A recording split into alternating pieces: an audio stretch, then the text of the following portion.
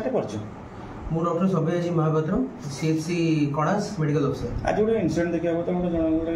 साधारण 50 हाणी देते से रेफर समय कौन कर पेशेंट का नाम सप्तर्षि ध्रुव महापात्र एजेड अबाउट 25 इयर्स। मु इंडोरे थिला बेलू डॉक्टर श्रेष्ठ महापात्र औषध लिखिक पठे सारी ड्रेसिंग चलता ड्रेसिंग पर जना पड़ा कि से इंजुरीटा टिके वाइड थिला आउ शार्प थिला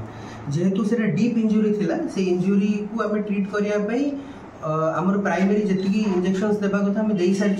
जेहेतु injury was quite deep connective tissue को डीप को जाइला से इंजुरीटा काले